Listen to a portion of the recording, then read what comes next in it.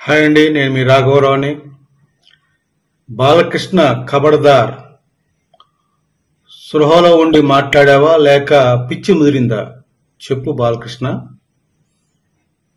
అవునులే, ప్రధానమంత్రి మోడీ గారి తల్లినే ఒకప్పుడు అవమానించిన వాడివి, ఇప్పుడు నీ నోటికి హద్దు పద్దు లేకుండా పోయింది. ఇంత బరితెగించి మాట్లాడుతున్నావు నువ్వు అసెంబ్లీలో. నీకింత బరితెగింపు ఉంటే జగన్మోహన్ రెడ్డి అండ్ బ్యాచ్, ఆ వంశీ, గన్నవరం వంశీ, తెలుగుదేశం పార్టీతో పైకొచ్చిన వెధవ, నీ అక్క శీలాన్ని శంకిస్తూ మీడియా ముందు అసెంబ్లీలో జగన్ బ్యాచ్ మాట్లాడినప్పుడు ఈ బలుపు మాటలు ఏమైపోయాయి బాలకృష్ణ? ఈ బలుపు అప్పుడు ఎందుకు లేదు? ఈ ధైర్యం అప్పుడు ఎందుకు లేదు? అప్పుడు భయంతో నోరు పెగలేదా బాలకృష్ణ? ఆ రోజుల్లో 2019 నుండి 24 వరకు జగన్ ప్రభుత్వానికి భయపడి మూలలో నక్కి ఉండి ఈరోజు పవన్ కళ్యాణ్ గారి పుణ్యాన అధికారంలోకి వచ్చి ఈరోజు బలుపు మాటలు మాట్లాడుతున్నావు బాలకృష్ణ. ఇది సబబా అని తెలుగు ప్రజలు అనుకుంటున్నారు బాలకృష్ణ. గమనించు, ప్రజలు చాలా గమనిస్తారని తెలుసుకోవాలి బాలకృష్ణ. ఆ నోరు బలుపు, నోరు దూల సరి మంచిది కాదది. పవన్ కళ్యాణ్ గారు సభలో లేనప్పుడు ప్లాన్ ప్రకారం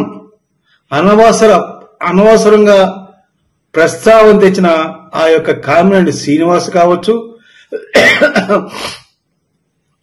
అద్దులు మీరి చిరంజీవి గారిని అవమానించారు. అనవసరంగా ఆ ప్రస్తావన తీసుకురావడమే అసెంబ్లీలో తప్పు. తెచ్చి కావాలనే అద్దులు మీరి చిరంజీవి గారిని అవమానించారు. ఇది వాస్తవం. అసెంబ్లీలో నవ్వుతున్నారండి సిగ్గు లేకుండా ఎమ్మెల్యేలు. ఎంత అహంకారం అండి! నవ్వుతారా? ఒక మాజీ ముఖ్యమంత్రి పట్టుకుని సైకో గాడని అసెంబ్లీలు సాక్షిగా బయట అనుకోవచ్చు, ఒక అసెంబ్లీలో అనొచ్చా? అసెంబ్లీ అంటే దేవాలయం అన్నప్పుడు ఆ స్పీకర్ రఘురామకృష్ణరాజు కూడా ఈ వర్డ్స్ ని తొలగిస్తున్నాను, ఇది తప్పు అనకూడదని ఒక్క మాట అనలేదే రఘురామకృష్ణరాజు స్పీకర్. అలాగే చంద్రబాబు నాయుడు ముఖ్యమంత్రి ఉన్నాడు, ఆయన కూడా పట్టించుకోలేదే. తప్పు కాదా ఇది? ఒక్కరు కూడా స్పందించలేదు. ఇది తప్పని ఎవరు మాట్లాడలేదు. ఇది అన్యాయం కాదా? ఇక మీకు చంద్రబాబు నాయుడు గారు, మీ ప్రభుత్వానికి, మీ అసెంబ్లీ సాక్షిగా జరుగుతున్న ఈ దురహంకార స్థితికి జగన్మోహన్ రెడ్డి ప్రభుత్వానికి, జగన్మోహన్ రెడ్డి ఆ దురహంకార పరిపాలనకి తేడా ఉంది. ఇద్దరు ఒకటేగా అని ప్రజలు అనుకుంటున్నారు. నిన్న నుంచి ప్రజలు చాలా అస్తవ్యస్తంగా మాట్లాడుకుంటున్నారు. ఏంటి ఇంత ఇలా మాట్లాడుతున్నారు ఏంటి అని అనుకుంటున్నారు.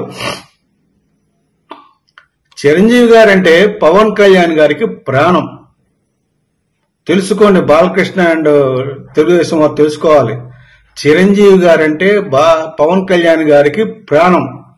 అది ప్రతి ఒక్కరికి తెలుసు కదా, మీకు కూడా తెలుసు చిరంజీవి అంటే పవన్ కళ్యాణ్ ప్రాణం అని.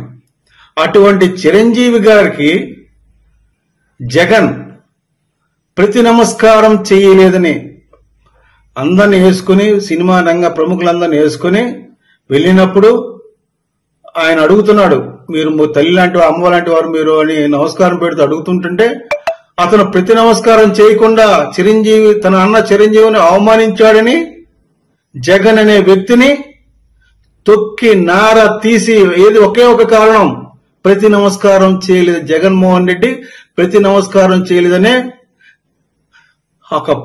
ఒక బాధతోటి అన్నకి ఎంత అవమానం జరిగిందని అతను అనుకున్నాడు. అవమానం కాదనేది చిరంజీవి గారికి ఫీల్ అవ్వలేదు. బట్ చిరంజీవిని అభిమానించి, చిరంజీవిని ప్రాణంగా భావించే పవన్ కళ్యాణ్ గారు అది అవమానంగా భావించారు. దానికోసం ప్రతి నమస్కారం పెట్టలేదనే కారణంతో జగన్ ని తొక్కి నార తీసి 11 సీట్లకు పరిమితం చేశారు. ఇది వాస్తవం కదా బాలకృష్ణ? ఇది నీకు తెలియదా? మరి అటువంటి పవన్ కళ్యాణ్ గారు ని దేవుడిగా భావించే ఆ అన్నగారు చిరంజీవి గారిని నువ్వు అంత మాట అనేసావే. మరి నీ పరిస్థితి ఏంటి బాలకృష్ణ? నీ పరిస్థితి ఏంటి? మీ యొక్క తెలుగుదేశం పార్టీ పరిస్థితి ఏంటి, ఏమవుతుంది అని తెలుగు ప్రజలు ఆలోచిస్తున్నారు. నేను నుంచి ఇదే పని వాళ్ళకి. పవన్ కళ్యాణ్ గారు తెలుగు ప్రజల కోసం మిమ్మల్ని భరిస్తున్నారు, ఇది వాస్తవం. పవన్ కళ్యాణ్ గారు తెలుగు ప్రజల కోసం ఆంధ్రప్రదేశ్ భవిష్యత్తు బాగుండాలని మిమ్మల్ని భరిస్తున్నారు, ఇది వాస్తవం. తెలుగు ప్రజలారా, ఈ భరిస్తున్న దాని మీద ఇంకో వీడియో చేస్తాను. ఆ వీడియో మీరు చూడండి. ఈ రోజు కానీ రేపు కానీ వస్తుంది. ఆ వీడియో చూడండి, ఎందుకు పవన్ కళ్యాణ్ గారు భరిస్తున్నారు అనేది. మీకు ఈ వీడియో నచ్చితే నా యొక్క ఛానల్ సబ్స్క్రైబ్ చేసుకోండి, గంట మీద ఐకాన్ మీద పెట్టండి. ఖచ్చితంగా మీకు అన్ని నోటిఫికేషన్ వస్తాయి. ప్రతి వీడియో నేను చేసే వీడియో కూడా మీరు చూడొచ్చు. మీకు నచ్చితేనే సబ్స్క్రైబ్ చేయండి. మీరు మిగతా వారికి దీన్ని షేర్ చేయండి. గంట సింబల్ తోటి నోటిఫికేషన్ ఇచ్చేటట్టు చూసుకోండి. అది ఈ అవమానం అంటే ఎందుకు భరిస్తున్నారు అనే దానికి ఇంకో వీడియో చేస్తానండి. ఎందుకోసం ప్రజల కోసమే పవన్ కళ్యాణ్ రాజకీయ పార్టీని పెట్టారండి. ప్రజల కోసమే రాజకీయాల్లోకి వచ్చారు ఆయన, ప్రజలకు సేవ చేయాలని. అదే ఆయన యొక్క చిన్నప్పటి నుంచి ఉన్న ఆశయం ఉన్నది. ఇప్పుడు మరి పవన్ కళ్యాణ్ గారు ఏ నిర్ణయం తీసుకుంటే ఇటు ప్రజలు ఇటు అన్న చిరంజీవి అంటే ప్రాణం, తెలుగు ప్రజలన్న ప్రాణం. ఇలా చిరంజీవి అన్న ప్రాణం, తెలుగు ప్రజలన్న ప్రాణం, ఇద్దరు సమానంగా ఉన్నారు. ఇప్పుడు ఇటువంటి పరిస్థితుల్లో ఆయన ఏ నిర్ణయం తీసుకుంటారో అని ప్రపంచంలో ఉన్న తెలుగు ప్రజలందరూ కూడా ఆసక్తిగా ఎదురు చూస్తున్నారు. ఏ నిర్ణయం తీసుకున్న పవన్ కళ్యాణ్ గారిని. ఆయనకు అనుకోని పరిస్థితుల్లో జ్వరంతో ఉండి ఆయన ప్రస్తుతం ఈరోజు మంగళగిరి నుంచి హైదరాబాద్ వెళ్తున్నారు. ఆ యొక్క ఓజీ కన్సర్ట్ లో ఆయన మొత్తం తడిచిపోయాడు, ముద్దయిపోయాడు. ఆ కారణంగా ఆయనకి తీవ్రమైన జ్వరము ప్లస్ దగ్గు కూడా ఉంది. ఆ ఆరోగ్య పరీక్ష టెస్టులు చేసుకోవడానికి ఆయన హైదరాబాద్ వెళ్తున్నాడు. ఈరోజు హైదరాబాద్ వచ్చింది. ఆయన ఏమి తీసుకుంటారని అందరూ ప్రపంచంలో ఎదురు చూస్తున్నారు. మరి ఇది ఎటు దారి తీస్తుందని నేను కూడా ఆలోచిస్తున్నాను. ఇంకో వీడియో చేస్తానండి. ఈ యొక్క భరిస్తున్నారు పవన్ కళ్యాణ్ గారి వీడియో చేస్తారు. అది తప్పకుండా మీరు చూడగలని కోరుకుంటూ వేడుకుంటూ సెలవు తీసుకున్నాను. జై జనసేన, జై హింద్.